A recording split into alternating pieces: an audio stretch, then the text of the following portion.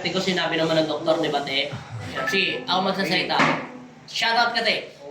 Shoutout sa mga taga-Palawan. Yan. Si ate, ang totoo niya sakit ay sinabi ng doktor ay vertigo talaga. Pero meron siyang sakit na inflammation at saka TMJ Jamapla.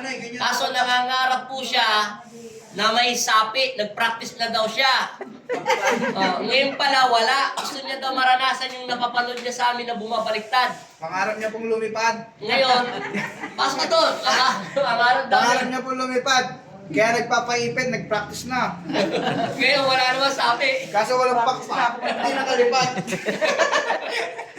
Recession, ano pinagbabat eh? Pag-ayos ng panga. Hindi na tumutulog. Oh, hindi na daw tumutulog at saka yung kamay. Kailangan mo ng pustiso Wala na sa sakit. dito. Oh, yan. Pustiso mo, di ba nagpasukat ka na? Sinukatan ka, di ba? Ilan days ba dumating? 1 month? 1 week lang? Mga 2 weeks ko. Yung kaya pa naman namin mabutan, te, para may pasok namin. Kasi titinan yan. Ayan, walang problema. Okay, masaya ka na, te. O, paalam ka na dyan sa nunod mo. Hindi ka na magpa-practice.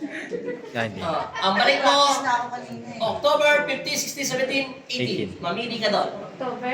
15. Hindi, 6, 17, 18. Although 18. O yan. O, paalam na. Bye-bye. Sige, bye-bye Ka na. Shoutout mo muna yung girlfriend mo. Ay, boyfriend mo. Uy na kami ng Galawan. Wala na sila. Babalik na lang kami. Ayun sila, nagagano, no? Asok. Bye-bye. Paalam na.